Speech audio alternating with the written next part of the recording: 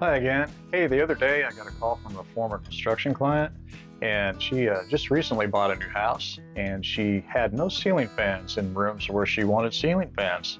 So she asked me if I'd install some for her. So what I did is she asked me for a recommendation of a brand that I always like. One brand I've had really good success with over the years is Hampton Bay. In terms of quality of construction, quiet motor, balanced blades, I mean, just a really good unit.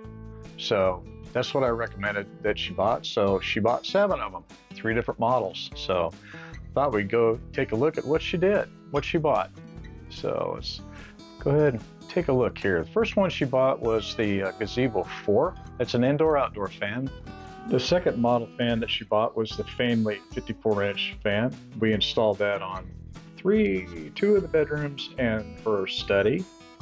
And the third kind of fan that she bought was the Mena 54-inch fan, which we installed in a room that they have set up as a sound studio. When you first open up the box, don't throw away the box. You're going to use it as a trash collector, 1, and number 2, you're going to use it to help you with assembly of the unit. So here you can see I'm just kind of stuffing the trash in the box itself as I'm unwrapping things and just getting ready to install the bars. Now I select the Gazebo 4 to show assembly because it's the most complicated of the 3 that she selected. So here I am starting to install the arms, and there's 5 of them. So after I show you number 2 here in regular speed, then I'm gonna go ahead and speed this thing up because you don't want to sit here and wait for a couple minutes while I install all of them. So right about now, let's speed her up right there. There we go. Number 3 went on a lot quicker than number 1 and 2. There's number 4. And we got one more after this one to go in. And here we go, number 5. And done. There you go. Now, one thing I really like about this model, it's got the click install blades. Super easy to install these blades.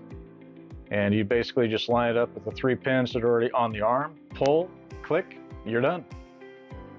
So here's blade number 2. You notice I've got the textured side down, which lines up with all the pegs. Now let me flip it over so you can actually see the 3 pegs. And to install the 3rd blade here, you can see, just put it over the pegs, pull down, pull, click, done, installed. Now here's the light kit that goes on the Gazebo 4. And what you need to do first is take out these 3 screws that retain it onto the bottom of the fan motor. And yeah, I'm holding them in my mouth, but I'm gonna go ahead and speed this up so we can get those screws out really quick so we can get on to the next step. So here we go. Now here the wires are connected. And here this illustration, it basically shows you how I really like what the engineers did on this particular unit. Used to, in the old days, you just kind of had to insert the light unit up into the motor and try to find where the holes line up for the screws. What they've done is they put these little notches in the base of the light fixture so that now you basically just put it up into the fan motor, twist it, and instantly your screw threads are lined up for the little screws. Attaboy, engineers. Great job on that little dude. I'm going to go ahead and flip this over and get ready to install the down rod and all the pieces that go with the down rod. And again, you can see I'm using the box to help me.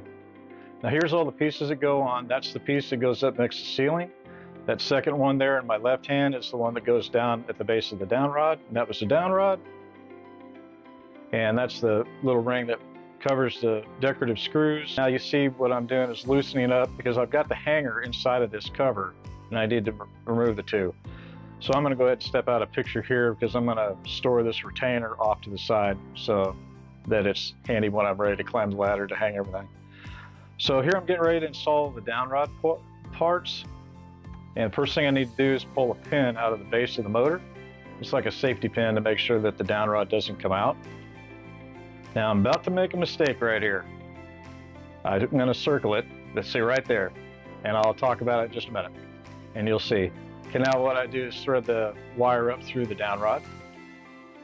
Now this particular model has got a screw-in down rod. So while I'm twisting that to screw in the down rod, hold the cable that comes up from the motor so that it doesn't twist up as well.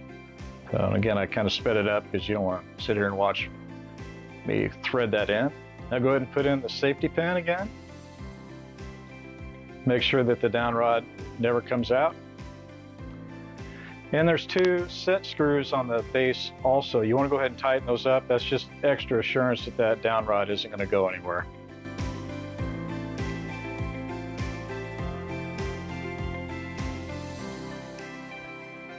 Now, I just noticed my error. So we're going to go ahead and take the ball off of the down rod. And quite honestly, it's probably the easiest method to install all the different things that go on the rod anyway. So we'll go ahead and take that off. There you go. Okay. Now, there we go. That's the piece that goes down to the base of the motor. That's the proper procedure. Now that decorative ring. Yep. Put that on next. And you notice I do all this holding the ground cable in my hand. That's, you know, some talent there, right? See, I tried to put the ball on too soon again. Now, yeah, this is the one that goes up next to the ceiling. Now, put the ball on. And see, I've still got that ground cable in my hand. I don't know why I didn't set it down, but it would have made it a lot easier. Okay, and there's a pin that holds that ball from coming off the end of the... first of all, I got to put on the ground wire. Put that back on. So I'll go ahead and speed that up too. And then there's a pin at the top that holds the ball from coming off of the down tube. So that goes on next. And then last thing is the set screw that actually holds the ball from sliding down on the down rod. This model I really like. This is the Menla model, and it's got click-in blades. Couldn't be simpler to install the blades on this one. Basically, just line them up with the hole and snap them in.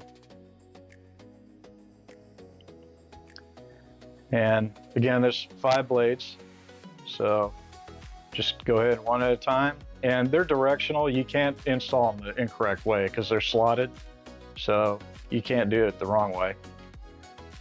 And there's blade number 4 and blade number 5. You kind of have to finagle things around a little bit because it gets pretty wide. Most people's arms aren't that long, so you got to kind of put it up on the side like I did here. There, ready to go, ready to install. Now on the Feinley, it's set up different yet. Basically, it's got little wooden blades, and what you do is insert them through the side of the cover on the fan motor. And then inside, from the underside, you can see how it's got 3 screws that, or actually this is from the top side, it's got 3 screws that hold the blades on. And you basically just put them on with a screwdriver, and there you go. So it's probably I guess the second most complicated one to put together. Installing a ceiling fan is probably one of the safest electrical things you're gonna do in your house because you control the power right here at the switch. So you see the power's off. Now here I'm taking off, this is just a surface mounted light in one of the bedrooms. I'm gonna go ahead and take this off. I'm gonna sped that up a little bit.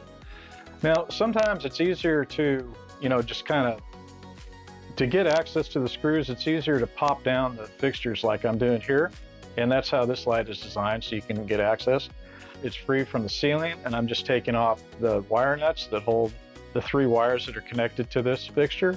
And there we go, now it's loose and taking it down. This house had something really neat. Normally you just have 3 wires coming out of the ceiling. This actually has 4. And so what I thought I would do is explain what's going on here. I've circled the black wire that's not being used right now. This is a 14-3 wire set, and basically you can see it's got 4 conductors in it. The thing I really like about this is that if we weren't doing ceiling fans with remotes, and say we wanted to control the fan separate from the lights, this setup allows us to do it. And all we would have to do, because this electrician has run the 14-3 wire, do is change out to one of these type of switches where we could control the red and the black independently. So here I've just installed the hanger the ceiling fan's going to hang from. And here's an illustration of what it should look like or how it goes into the box that's up in the ceiling. And most of them, you feed the wires down the center of it in preparation for hanging the fan motor. So here I'm hanging the fan motor, and you notice I've got it all loaded. Now, one important thing to remember when you install the fan in the hanger is you want to make sure that you spin the down rod so that that slot on the ball actually fits into this notch that's over here. If you don't do that, then when you start up the fan motor, it's going to spin in that hanger, which is bad. So there, the light is all hanging in the hanger and it's ready to wire it up. So here's the wiring diagram, and you notice I've got circled here in the diagram, it shows that you should have a black power wire coming out of the ceiling. In this particular case, because of the 14-3 wire, the electrician chose to use the red wire to supply power instead of the black. So that's the only difference here. To install the remote controller, that basically slides into the hanger after you get everything all wired up. And it can be a little bit difficult depending on how many wires you got up in there. And you just want to make sure that you tuck all the wires in so that they fit within the cover that's going to go up next to the ceiling. And here's the ceiling fan all installed. Now, one thing I really liked about the Gazebo 4 is it came with this really cool remote holder, and I really like it because it basically fits on your existing plate cover. So you're never going to turn the switch off and on, you're just going to leave it on. So why not put the hanger for your remote right over it so that you don't ever accidentally turn off the switch and your fan doesn't work anymore. So I hope you enjoyed this video. I actually installed 7 videos. Average install time, assembly and everything was probably about 45 minutes per fan. So I was there for a little while that day, but I enjoy doing this kind of thing for folks. So, hey, if you enjoyed this video, then please hit subscribe and leave comments for suggestions on other videos you'd like to see. And I'd love to hear from you. Have a great day.